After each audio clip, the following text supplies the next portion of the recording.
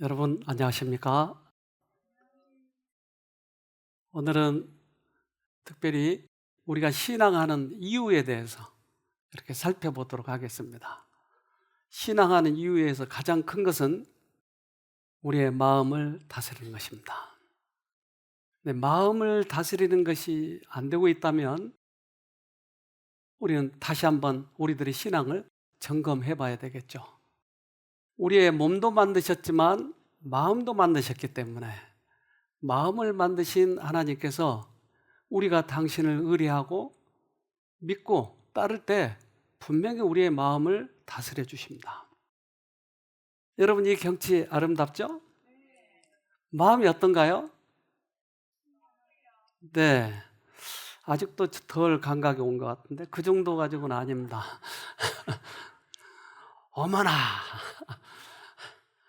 와! 아름답다! 이제 입술들을 보니까 별로 그런 소리 안 하는 것 같아요, 여러분. 예. 우리들의 이 느낌들은 여러 가지 표현을 하죠. 그래서 기쁨, 또 슬픔, 두려움, 놀람, 분노, 혐오, 여러 가지 감각이 있겠죠. 특별히 이제 오감이 있는데 이러한 우리들의 감각을 이용을 하게 되면 우리가 속을 수가 있습니다. 예를 들어 빨간 안경을 쓰고 빨간 거를 보면 어떨까요? 하얀색으로 보여요. 그래서 우리 눈이 속고 있는 거예요.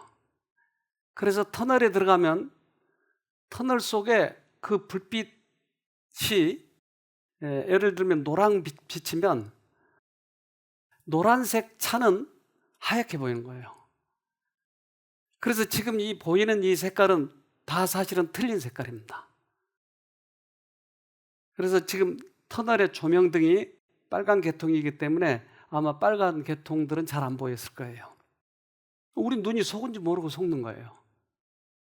하와는 선악과를 먹으면 안 된다고 하는 진리를 알고 있어요.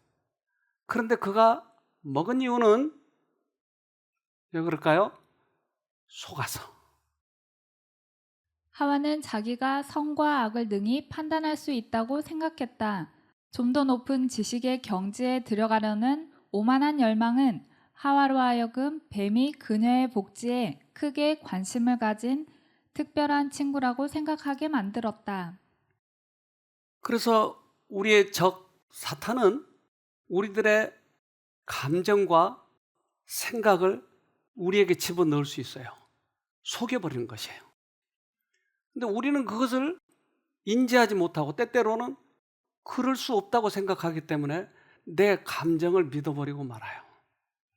그러니까 진리의 길로 가지 아니고 다른 길로 가버리는 것이에요. 그래서 여자는 자기의 마음, 감정 이것을 믿어버리고 말았어요. 여자의 마음에 하나님의 말씀에 대한 의심과 불신이 싹튼 다음에는 그 나무가 매우 다르게 보였다. 그것이 얼마나 매력적이었는지 3번씩이나 언급되고 있다. 그것은 그녀의 미각과 눈, 그리고 지혜의 증가를 바라는 그녀의 갈망에 호소하였다. 열매를 따먹고자 하는 욕망으로 그 나무를 바라보는 것은 사단의 유혹에 동의하는 것이었다. 그래서 자기의 감정, 자기의 느낌에 속아버리는 것, 이것은 정말 우리에게 크게 빠질 가능성이 많이 있는 것이죠. 하와는 그래서 그걸 따먹게 됩니다. 하나님께서는 진리로 말씀하셨지만 지금 느낌으로 말씀하시지 않기 때문에 그 느낌에 속아버리고 말았다 이 말이죠. 그 여자는 하나님께서 불쾌히 여기시는 아무런 증거도 느끼지 못했으며 오히려 하늘의 사자들을 고무시키는 그런 새로운 생기로 모든 기능들에 감동을 주는 상쾌하고 기분 좋은 감각을 느꼈기 때문에 뱀의 말이 틀림없이 참될 것이라고 말하였다.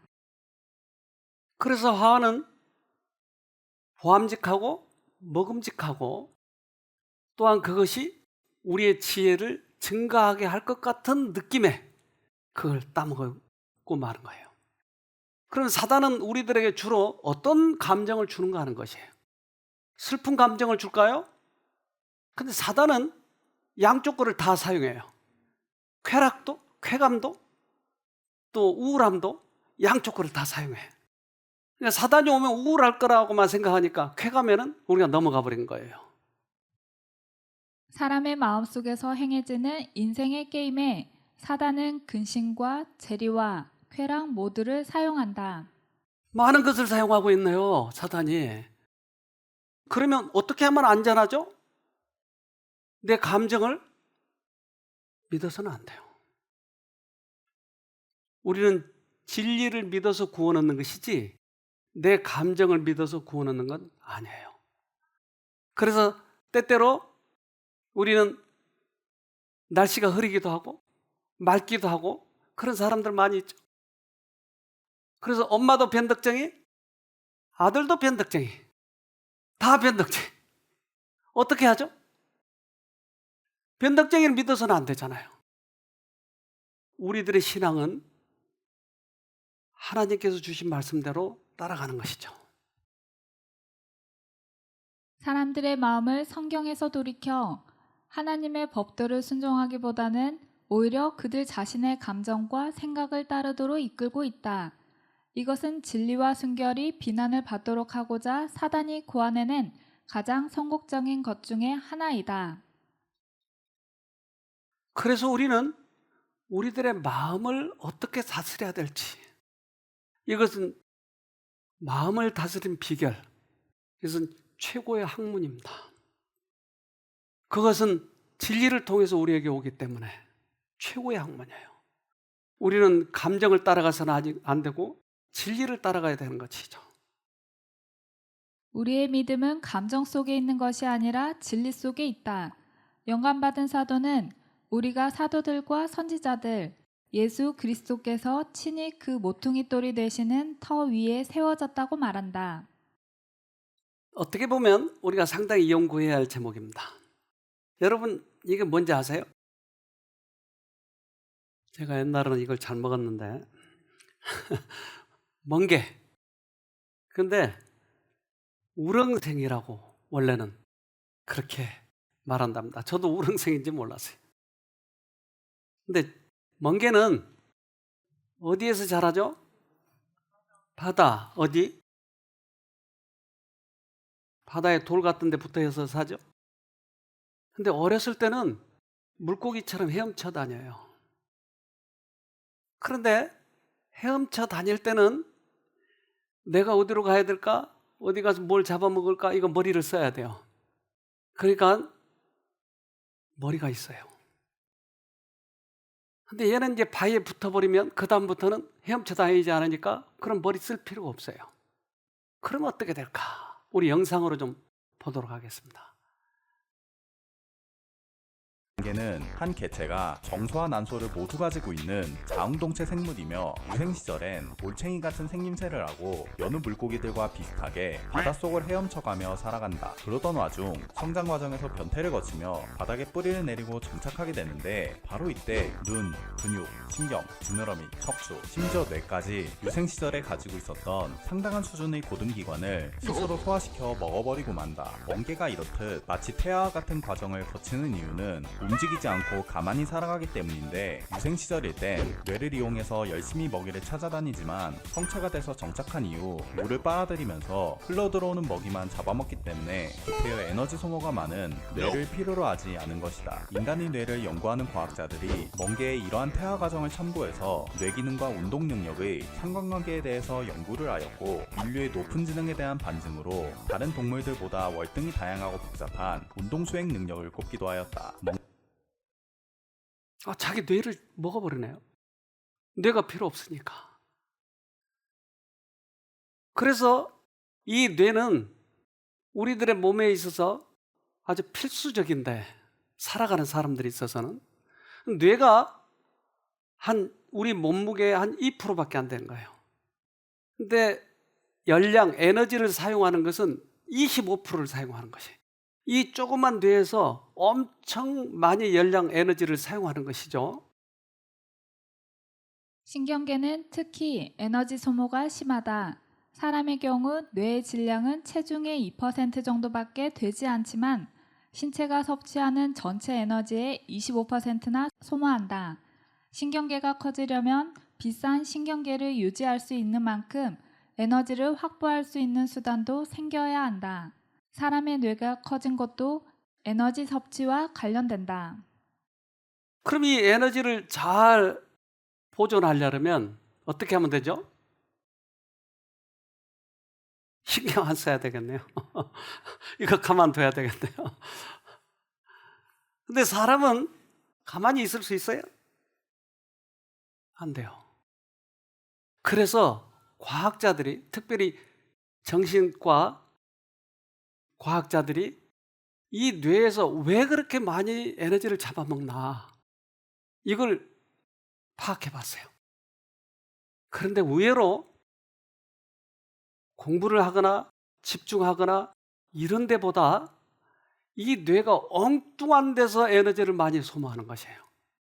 그래서 아주 유명한 우리 한국의 박사 교수가 있는데, 이 정신과, 이분이 이시영 박사인데 이분이 이것을 밝혀냈어요. 한번 들어보도록 합시다.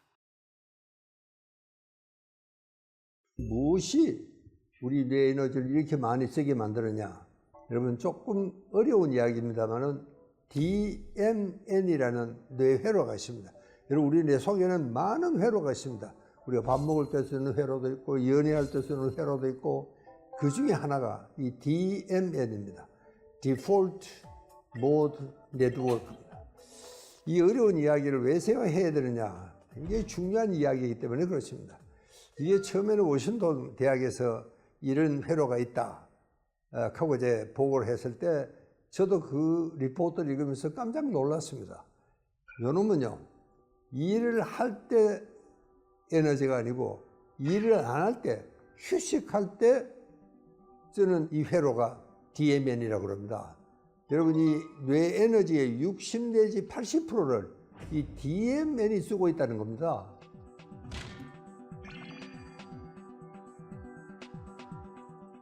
그러니까 그 잡념을 하기 위해서 이 귀중한 뇌 에너지의 60 내지 80%를 이 DMN이 소비를 하고 있다. 우리가 정신 분석으로는 이고 상태, 우리 자아의 상태가 건실하지가 않을 때, 여러분, 자아는요, 우리 뇌에서는 항상 온갖 이런 욕망과 충동이 떠오릅니다. 뭐 어떨 때는 뭐 성적인 충동 떠오르고, 어떨 때는 뭐 폭력적인 충동도 떠오르고, 그렇지만 우리 대뇌가, 특히 이제 이마 뒤에, 여기 인간의 최고 사령부입니다. 여기가 이제 억압을 하는 겁니다. 연마, 뭐 그런 생각을 하고 있어. 공부를 하지. 예를 들면.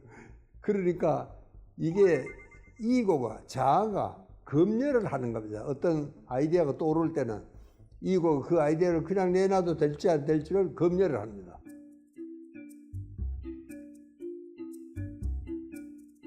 여러분, 우리가 휴식을 하는 동안에는 되게 이 잡다한 생각입니다. 이제 주로 가령 뭐 어제 지난 이야기, 혹은 뭐 10년도 전에 일어났던 일들을 꼬약꼬약 생각을 하는 타입이 있습니다.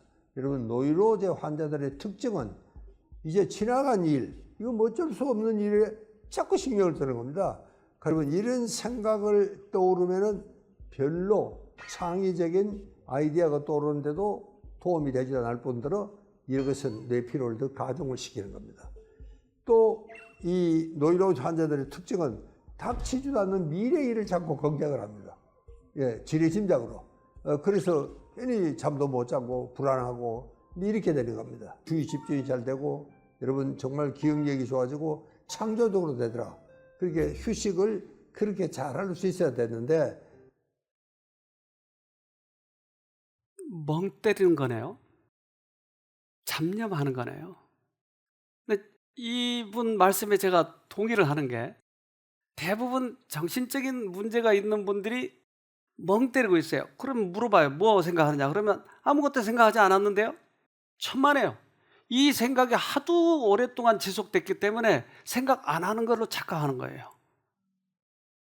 그런데 오히려 집중하는 것보다 60% 내지 80%가 에너지가 소모된다고 하는 것이에요. 사단은 우리들의 머릿속에 감정과 생각을 집어넣어서 쓸데없는 생각을 계속하게 하는데, 이것이 특별히 환자들에게 있어서는 치명적이라고 하는 것을 알게 됐어요. 저는 실제적으로 경험을 하면서. 그래서 온갖 생각을 이걸 다 돌리고 있는 것이에요. 사단은 그것을 활용하고 있는 것이죠. 사단은 그들이 당하는 시련을 확대시키고 마음에 잡념을 심어주는데, 만일 이에 굴복한다면 그들의 영향력과 유용성은 소멸될 것이다. 제가 이 휴대폰을 이제 몇 년 전에, 요즘은 좀 덜해요. 근데 그걸 가지고 지방에 갔더니 배터리가 금방 닳아버린 거예요. 왜 그럴까 봤더니 이게 전파가 제대로 들어오지 않으니까 이걸 잡느라고 배터리를 다 소모하는 거예요. 라디오 잡음이 많아요. 그러면 엄청 듣기가 힘들어요. 그래서 방송국에서 이 오는 그 소리를, 음파를 제대로 못 잡으면 엄청나게 에너지가 소모된다 이 말이에요. 우리들이 정확한 방송을 들어야 될 텐데 잡음이 많이 들리면 에너지가 많이 소모된다 이 말이에요. 사단은 그들이 당하는 시련을 확대시키고 마음에 잡념을 심어주는데, 만일 이에 굴복한다면 그들의 영향력과 유용성은 소멸될 것이다. 이것이 사단이 하는 일이었어요. 그러니까 그것 때문에 에너지가 많이 소모되는 것이에요. 이걸 과학적으로 밝힌 거예요. 아이들도 공부를 할 때 몰입을 못하는 이유가 있어요. 뭐예요? 잡념이에요.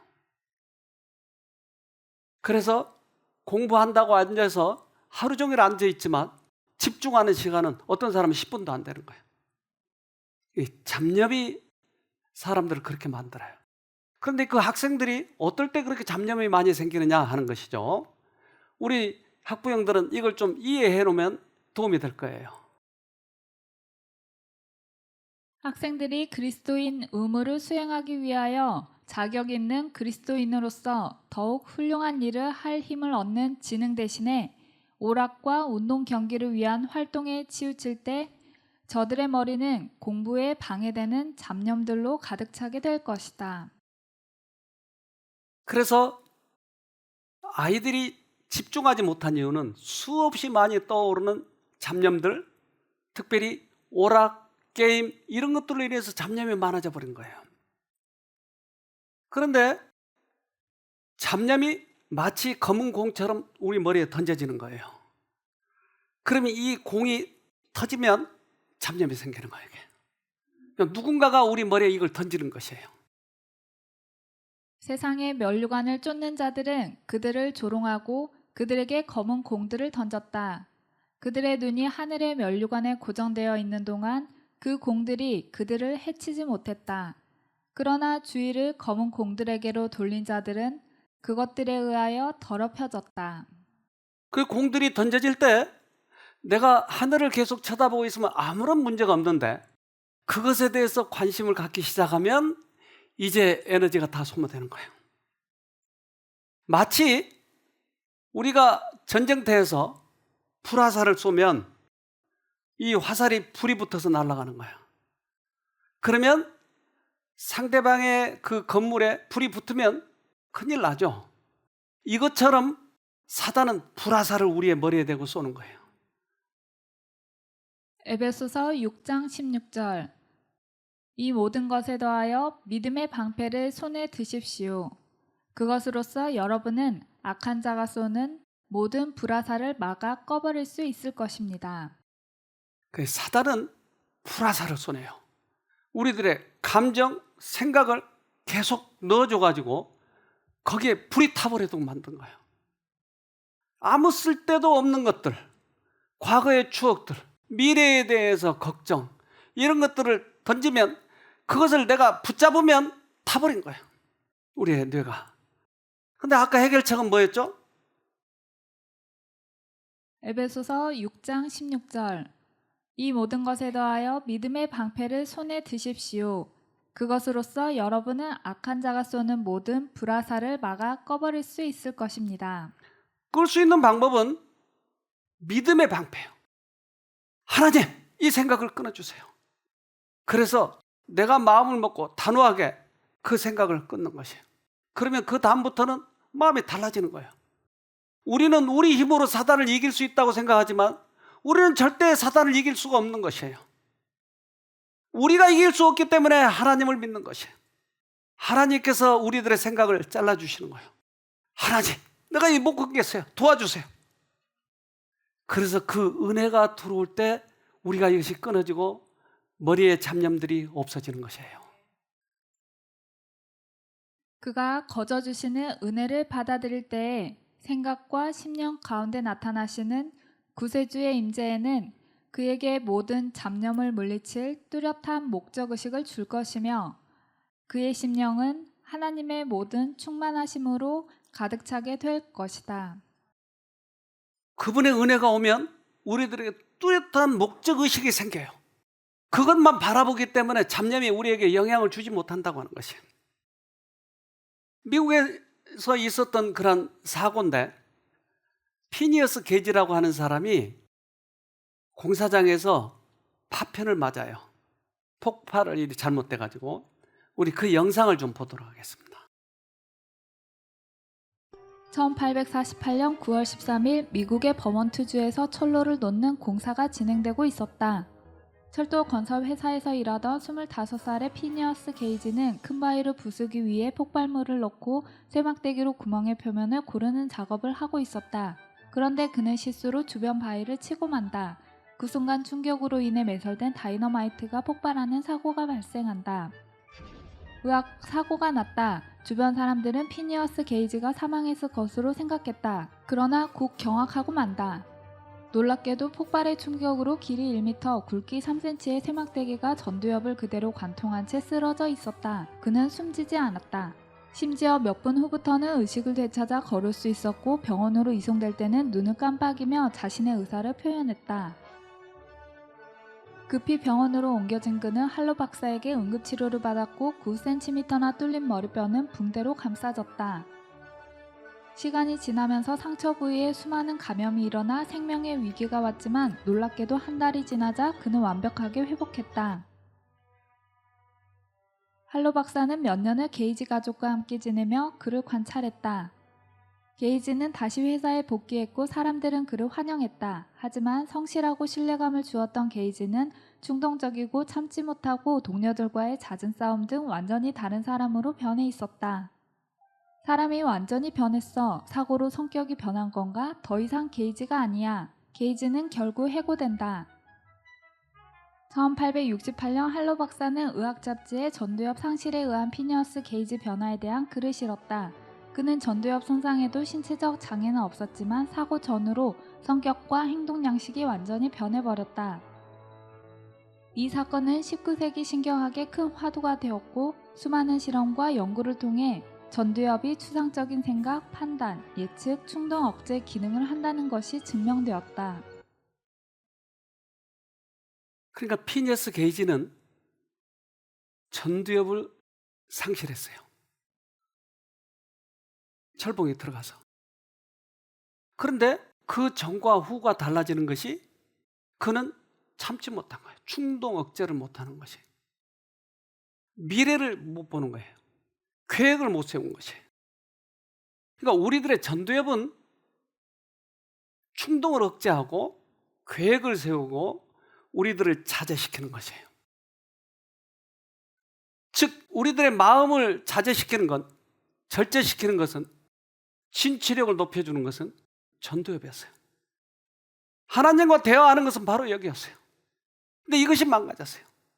우리들의 마음을 우리가 조절하지 못하고 있다고 하는 것은 동물이 돼가고 있다고 하는 것이에요. 감정을 신앙과 이성의 지배하에 두어야 한다. 그대의 상상력은 아무런 억제와 훈련의 노력 없이 마음대로 쓸데없는 공상을 하라고 주신 것이 아니다. 사상이 바르지 아니하면 감정도 바르지 아니할 것이다. 사상과 감정이 결합하여 도덕적 품성이 된다. 우리는 감정은 이성 아래에 있어야 돼요. 근데 이성은 하나님 안에 있어야 돼요. 이럴 때 가장 건전하고 멋진 사람이 되는 거예요. 능력을 많이 받았는데 감정에 치우친 사람이 또 있었어요. 누구요? 삼손. 그는 이 감정에 치우쳤어요. 그래서 결국 그는 머리가 잘렸죠. 머리에 힘이 있었어요? 아니요. 하나님과의 관계가 끊어져 버리니까 힘을 못 쓰는 것이었어요. 하나님께서는 오랫동안 참으셨으나 삼손이 그의 비밀을 누설할 만큼 죄악의 세력에 자신을 굴복하였을 때에 여호와께서는 그를 떠나셨다. 그의 긴 머리에 효능이 있었던 것이 아니었다. 그것은 다만 하나님께 대한 그의 충성의 증거일 뿐이었다. 그리고 정욕의 방종으로 그 상징을 잃었을 때에 그것이 나타내는 축복도 역시 상실되었다. 그의 머리에 힘이 있었던 것이 아니고 하나님과의 관계에서 힘이 있었던 것이었죠. 사사기 16장 20절. 들릴라가 가로되 삼손이여 블레셋 사람이 당신에게 미쳤느니라 하니 삼손이 잠을 깨며 이르기를 내가 전과 같이 나가서 몸을 떨치리라 하여도 여호와께서 이미 자기를 떠나신 줄을 깨닫지 못하였더라. 성경은 그것을 증명하고 있는 것이야. 하나님이 떠나신 것이에요. 그래서 만약에 삼손 편에 아무런 잘못이 없었다면 머리가 잘렸다 할지라도 힘은 계속 주어졌을 거예요. 삼손 편에는 아무 잘못함이 없이 그의 머리가 깎이었다면 그의 힘은 남아 있었을 것이다. 그러나 그의 행동은 마치 그가 그의 머리채를 싹둑 잘라버림으로써 스스로에게 모멸감을 표시한 것과 같이 하나님의 은총과 권위에 대한 멸시감을 나타내 보인 것이다. 그러므로 하나님은 그를 떠나셔서 그가 한 어리석은 일의 결과를 스스로 담당하게 하셨다. 우리는 하나님과의 관계가 중요한 것이에요. 하나님은 우리들의 이성을 지배하고 계셔야 돼요. 우리들의 이성은 감정을 지배해야 되는 것이죠. 이것이 안 될 때, 관계가 끊어질 때 우리는 아무런 맥을 출 수가 없죠. 삼손은 육체적으로는 이 세상에서 가장 강한 사람이었으나 자제와 성실과 확고부동함에 있어서는 가장 약한 자 중에 한 사람이었다. 강한 정욕의 소유자를 강한 인물로 오해하는 자들이 많으나 사실은 정욕의 지배를 받는 자는 약한 사람이다. 인간의 참 위대함은 그가 감정을 지배한 힘으로 측정되는 것이지 그를 지배하는 감정의 힘으로 측정되는 것은 아니다. 힘이 있다고 강한 사람이 아니다 이 말이죠. 근육이 있다고 해서 강한 사람이 아니다고요. 이성에 의해서 감정을 지배하고 있고 그 이성은 하나님에 의해서 지배당하고 있는 사람들이 강한 사람이죠. 그래서 드릴라에 의해서 녹아버렸죠. 그러나 똑같이 유혹을 받은 요셉은 그가 그 감정을 이겼어요. 그래서 그는 총리 대신이 됐죠. 극적으로 우리들에게 보여주는 예입니다. 우리들의 선배들이 이렇게 해서 승리했다고 지금 보여주는 것이죠. 그래서 결국 총리가 되고 한 사람은 포로로 붙잡혀서 감옥에 끌려가서 매일 맷돌을 가는 사람이 돼버리고 말았죠. 요셉도 성과 악을 행하는 데에 자유가 부여된 도덕적 존재였다. 그는 거룩함과 영예와 순결의 길을 택할 수도 있었고 부도덕과 타락의 길을 택할 수도 있었다. 그는 의의 길을 택하였고 하나님께서 그것을 인정해 주셨다. 삼손은 자신이 스스로 그 같은 유혹 속으로 들어갔고 정욕의 고삐를 늦춘 것이었다. 그가 들어선 길이 수치와 재난과 죽음의 길이라는 것을 끝에 가서야 발견하였다. 그래서 실패 없는 지혜로운 삶을 배우는 것, 아직 우리 인생이 끝나기 전에 이것을 배우면 돌아설 수 있는 기회가 생기는 것이죠. 우리 인생들 미리 살아본 우리 선배들은 이렇게 해서 실패하기도 하고 성공하기도 했다 그러는 것이죠. 삼손이 되고 싶으세요? 요셉이 되고 싶으세요? 엘리야는 대단한 능력자였어요. 하나님과 관계가 있을 때. 그러나 그의 감정을 건드린 이세벨이 있었죠. 죽어! 그 한마디에 가버린 거예요. 그렇게 대단한 사람이 산으로 도망간 것이에요. 그렇지만 하나님께서는 자비하시게도 그를 먹여 살리는 거예요. 대단한 사람이었잖아요. 그런데 그 감정에 한 번에 나가버리잖아요. 뛰어난 믿음과 괄목할 만한 영광스러운 성공 뒤에 흔히 따르는 반응이 엘리야를 압박하고 있었다. 그는 비스가산 정상에까지 높이 올라갔다가 믿음과 감정의 깊은 계곡에까지 떨어졌다. 그래서 감정에 속아버린 거예요. 근데 감사한 것은 하나님은 그들을 포기하시지 않다고 하는 거예요.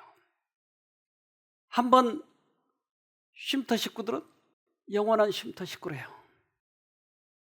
한번 하나님의 자녀면 끝까지 포기하지 않으신 거예요. 그들이 져버릴 때 하나님께서는 어쩔 수 없이 놓을 수밖에 없는 때에 놓는 거예요. 은혜의 끝이에요. 하나님은 절대 포기하시잖아요. 끝까지 하나님은 붙잡아 주세요. 엘리야를 따라가시는 것이었어요. 그러나 하나님의 눈은 여전히 당신의 종에게 있다. 그분은 그의 기도에 응답하여 갈멜산을 비추며 하늘로부터 번쩍이는 불을 보내셨을 때와 전혀 다름없이 상심하여 하나님과 인간으로부터 떠나간 그를 사랑하셨다. 네. 요즘에 인기가 있는 스포츠 중에 하나가 절벽 암벽타기예요. 그런데 높은 암벽을 탈 때는 줄을 걸어요. 떨어지면 죽을까 봐. 그런데 이 줄 없이 타는 사람이 있어요. 이거 굉장히 위험한 거예요. 이건 절대 해서는 안 돼요. 오늘 그냥 한번 보여주려고 하는 것이지 이거 따라서 하라고 하는 건 절대 안 되니까 여러분 이거 하지 마세요. 그래서 이걸 해가지고 성공한 사람이 있는데 그 영상을 잠깐 보도록 하십시다. Free solo is so dangerous that less than 1% of people who climb attempt it. Alex has done more than 1,000 free solo climbs, but none were tougher than this one. The big challenge is controlling your mind, I guess. You're not controlling your fear, you're sort of just trying to step outside of it. When people talk about trying to suppress your fear, I mean, I look at it a different way. I try to expand my comfort zone by practicing the moves over and over again. I work through the fear until it's just not scary anymore. So the writer contacted me about doing an MRI. I thought it's kind of cool just to go get an MRI and like see what's actually going on. You know. We're gonna start the task now. Remember to press the button every time you see a new picture come up, okay? Okay. Is my brain intact? Your brain's intact, and it's quite interesting. Those little two dots that are further towards the top of the screen, that's the amygdala. So an interesting thing, you have no activation in your amygdala. There's just not much going on in my brain, it seems. Do you think my amygdala actually just doesn't work or something? Your amygdala works, it's just that it needs a much higher level of stimulation. Things that are typically stimulating for most of the rest of us are not really doing it for you. Maybe my amygdala is just tired, you know, from too many years of being all gripped.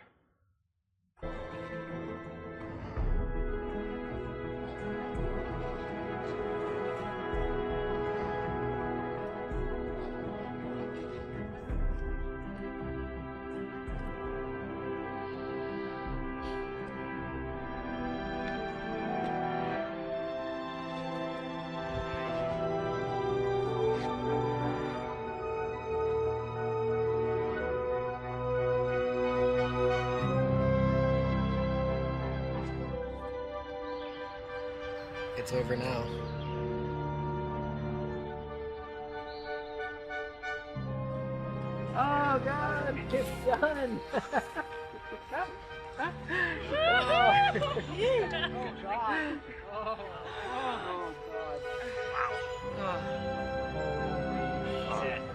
Oh my God, I can't believe what I just witnessed.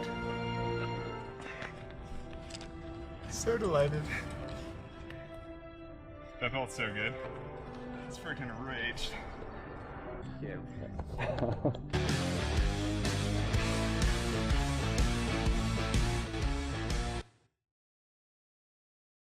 이 등산하는 것은 굉장히 위험하죠.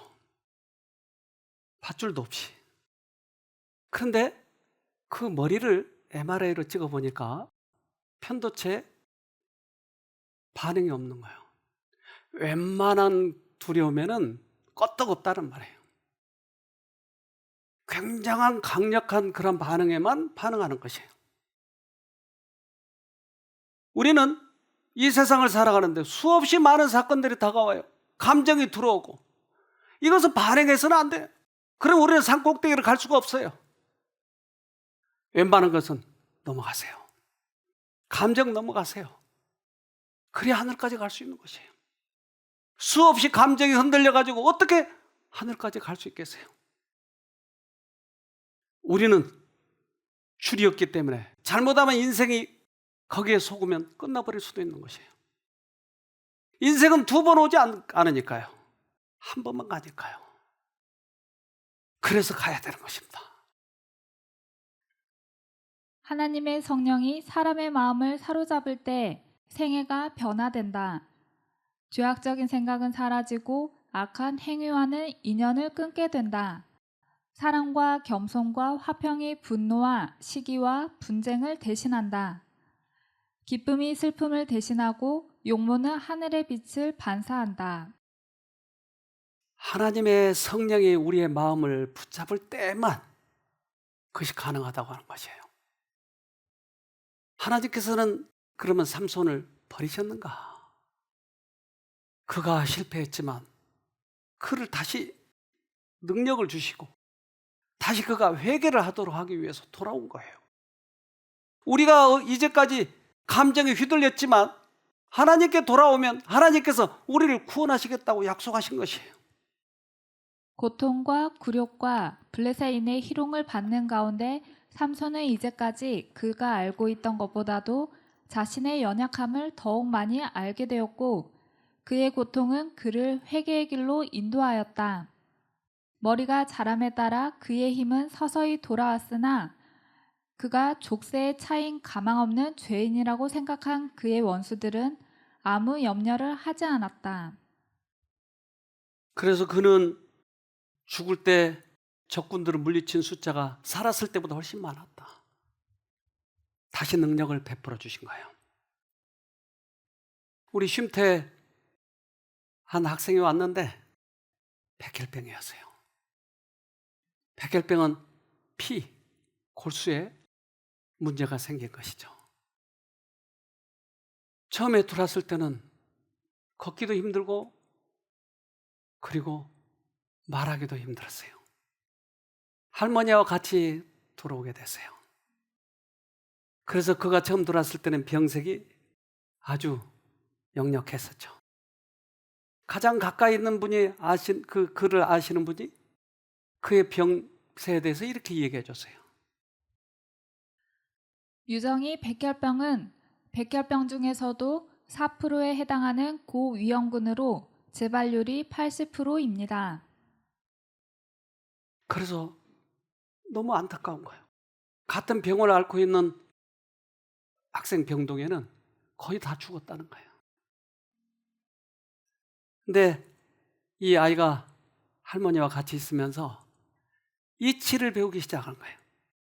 병은 어디서 왔는가? 그 병을 치료할 때는 어떻게 한가? 그럼 병의 원인은 뭔가? 병의 원인이 제거가 돼야 나으니까. 이걸 알기 시작하면서 서서히 회복되기 시작하는 거예요. 이 이치를 알았기 때문에.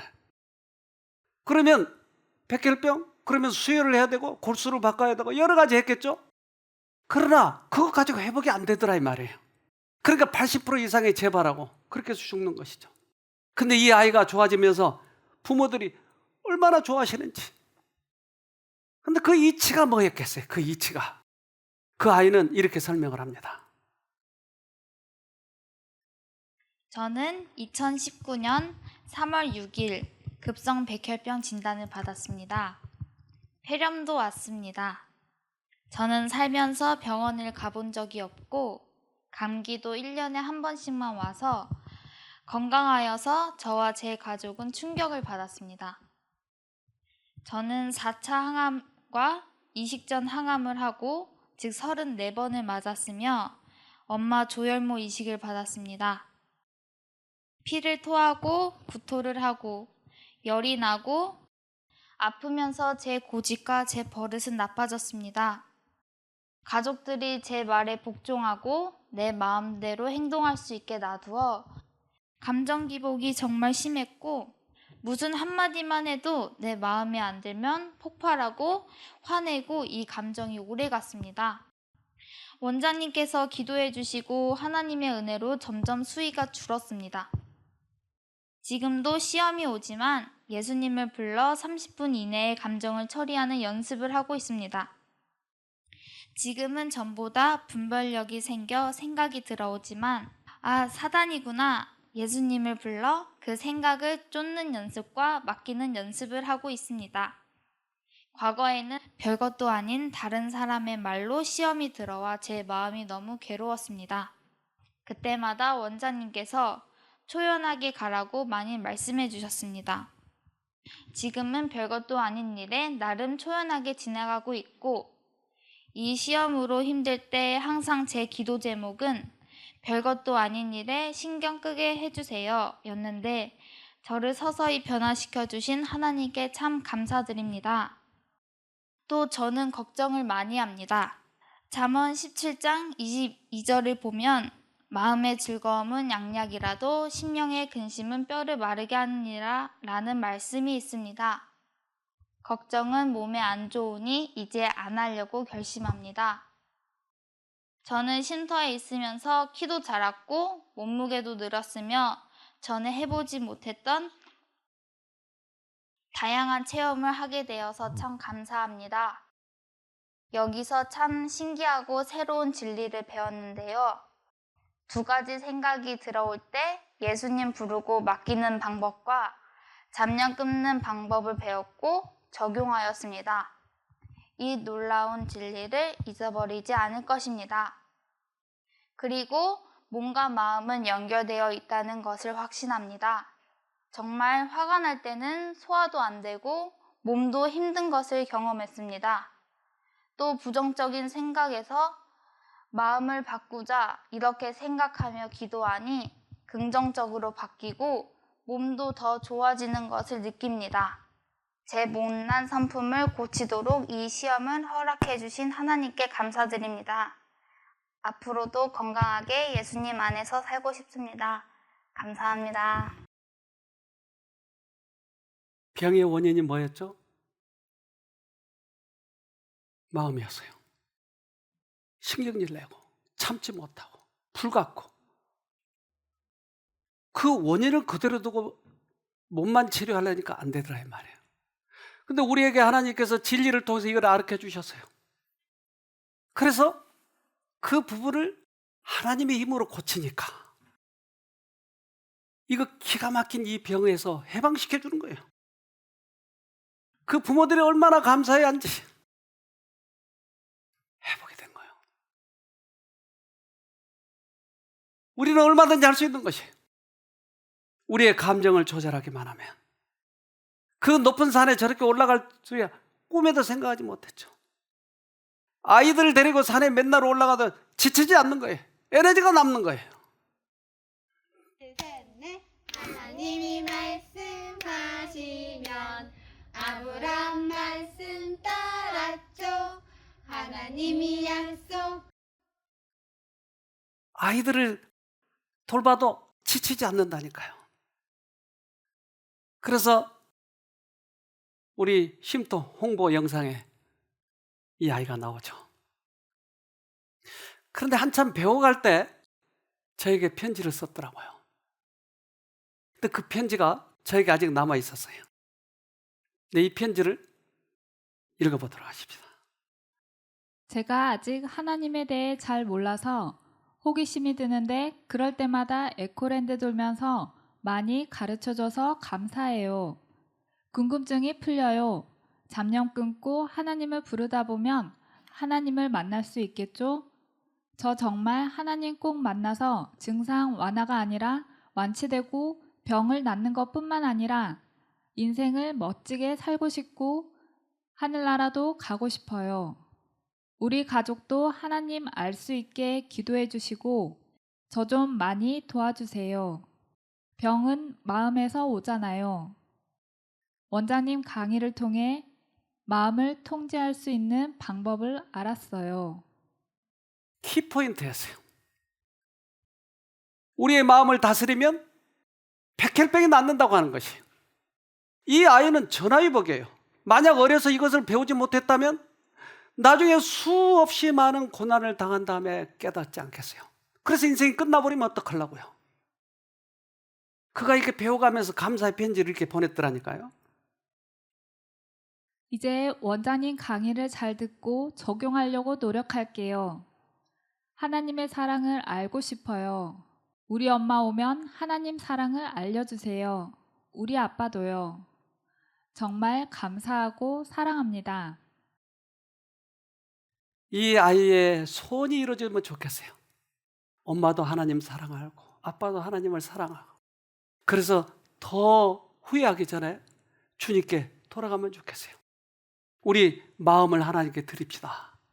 그래서 하나님 안에서 꼭 승리하여서 우리 같이 하늘나라 가도록 하십시다. 감사합니다. 기도합시다. 하늘에 계신 아버지,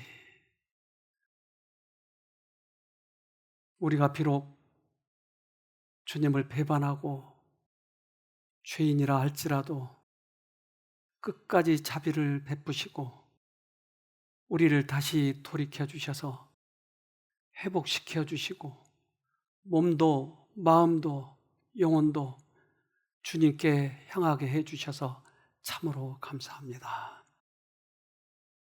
그동안에 수없이 많이 사단이 넣어준 감정에 속아서 주님을 배반하기도 했고 주님께서 원하시던 그 길을 가지 않고 원망만 하고 있었습니다.